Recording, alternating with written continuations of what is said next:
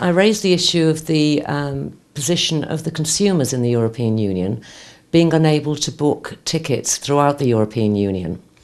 Unlike the airline industry, which for decades have allowed passengers to travel virtually around the world, and from the initial booking, they're able to book on different airlines, check in baggage, then receive the baggage at the end point. That's not yet possible around Europe on the railway network. It's not an issue that there are individual companies, because the same thing applies in the airline industry. But they've developed code sharing, and the way they also work is on what's called a computer reservation system. At the moment in Europe, there are 2 or 3 railway companies where you're able to do that.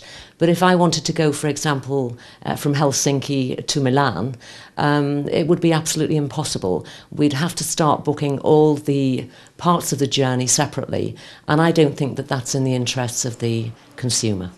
I think what we need is a real initiative, a real push from hopefully the designate commissioner will become the commissioner, I'm quite sure. And I think what we need is some pro-action from the European Commission. There's an awful lot of criticism in the European Union about the amount of unnecessary regulation.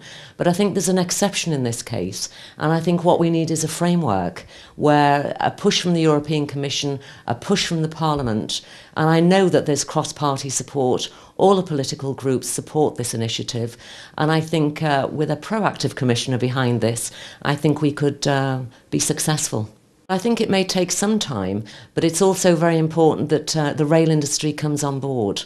This has been, I think, floating around for a number of years, and I think there appears to be a great deal of reluctance from the railway companies, and I don't think it's good enough. So I think they also have a responsibility to actually get the infrastructure in place now.